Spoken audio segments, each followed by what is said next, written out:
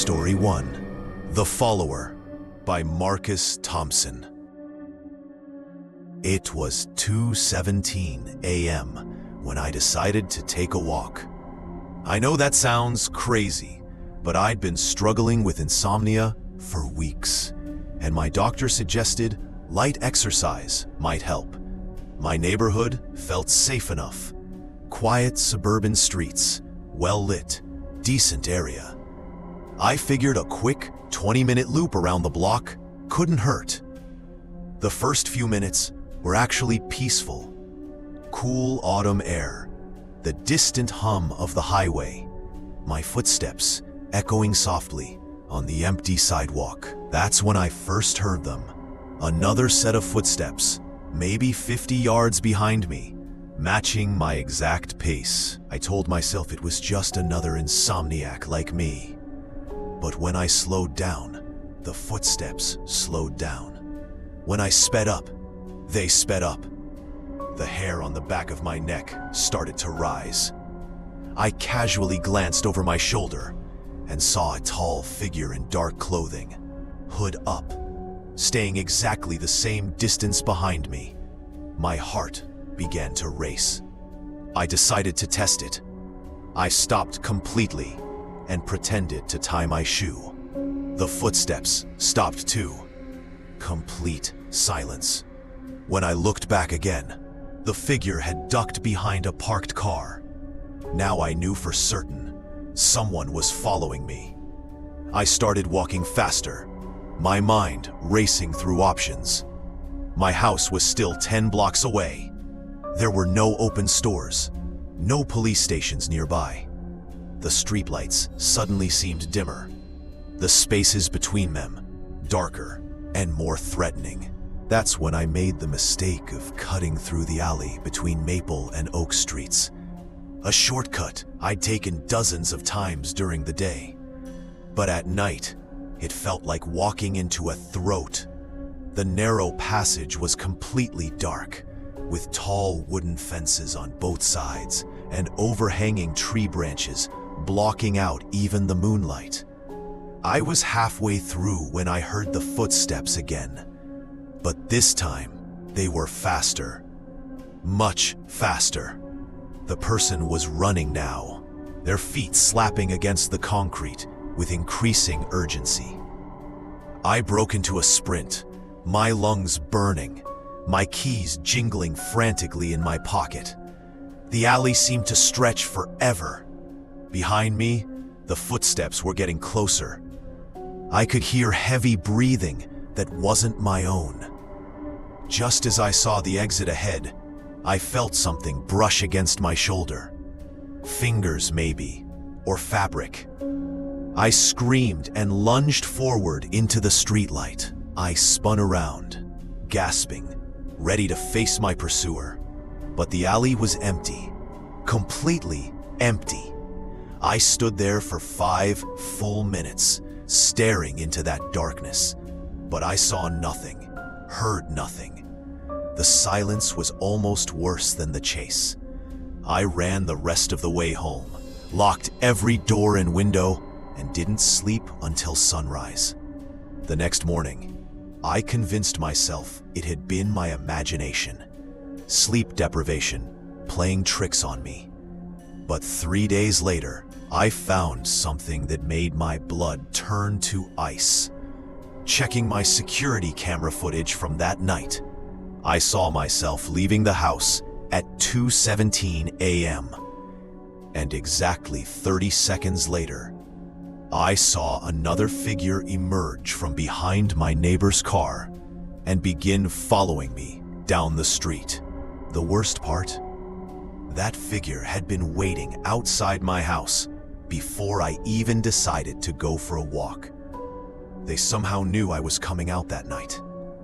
I've never taken another late-night walk since, and I've moved twice. But sometimes, when I can't sleep, I still wonder, are they still out there, waiting? Story 2, The Crying Woman by Jessica Rodriguez. I used to work the night shift at a 24-hour diner, getting off around 3 a.m. My apartment was only a 15-minute walk through Riverside Park, and I'd made that trip hundreds of times without incident. The park had good lighting, security cameras, and regular police patrols. I felt completely safe. On this particular night in late October, a heavy fog had rolled in from the river, making everything look dreamlike and surreal. The lampposts created these perfect circles of yellow light in the mist, like something out of an old movie. I was actually enjoying the walk, breathing in the cool, damp air after 8 hours of fryer grease and cigarette smoke. That's when I heard the crying. It was coming from somewhere ahead, soft but unmistakable, the sound of a woman sobbing. As I got closer, I could make out a figure sitting on one of the benches beside the path. She was wearing a white dress or nightgown, her long dark hair hanging down, covering her face completely. Her shoulders shook with each sob. My first instinct was to help. Maybe she'd been attacked or was having some kind of breakdown. I approached slowly, not wanting to startle her. "Excuse me, miss, are you okay? Do you need help?" The crying stopped immediately. Complete silence. But she didn't look up or acknowledge me in any way. She just sat there, perfectly still, her hair still covering her face like a curtain. I took a step closer and noticed something that made my stomach clench. Her hands, folded in her lap, were completely white. Not just pale, but pure white, like marble. And her fingers seemed too long, too thin, like they belonged to someone much taller than her petite frame. "Miss?" I tried again, my voice cracking slightly. This time, she responded, but not the way I expected. She started crying again, but the sound was different now. Louder, more intense, almost theatrical. It echoed strangely in the fog, seeming to come from multiple directions at once. I backed away a few steps, every instinct screaming that something was very wrong. That's when I noticed the bench she was sitting on. It was one of the memorial benches installed for people who had died in the park, and the plaque on it read. My hands started shaking as I pulled out my phone and turned on the flashlight. I aimed it at the bench, and for just a split second, I saw her face. I'll never forget what I saw, or rather, what I didn't see. Where her features should have been was just smooth, white skin. No eyes, no nose, no mouth. Just a blank oval where a face should be. But somehow, impossibly, the crying continued. I ran faster than I'd ever run in my life, stumbling through the fog. My heart hammering against my ribs. Behind me, the crying grew louder and louder until it became a wail that seemed to fill the entire park.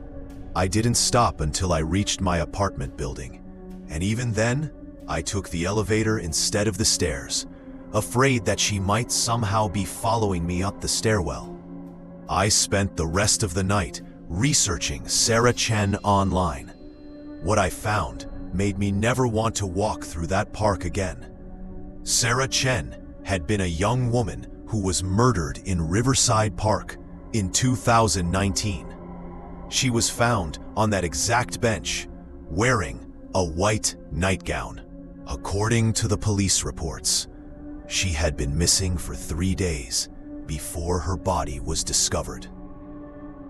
But here's the part that still gives me chills. The coroner's report stated that her face had been completely destroyed, making identification nearly impossible. They had to use dental records to confirm who she was. I take the long way home now, adding 20 minutes to my walk just to avoid the park. But on foggy nights, when the mist rolls in thick from the river, I sometimes think I can still hear her crying in the distance. And I wonder how many other people have sat down on that bench, thinking they were helping someone in need, only to discover they were face to face with something that should have stayed buried. Which story scared you the most? The mysterious follower who seemed to know your routine? Or the crying woman with no face? Drop your thoughts in the comments below. And if you have your own disturbing late-night encounter, share it. I might feature it in a future video. Don't forget to subscribe and hit that notification bell for more terrifying true stories that will make you think twice about those midnight walks. Sweet dreams, if you can manage to get any sleep after this. Until next time, stay safe out there. You never know who or what might be watching from the shadows.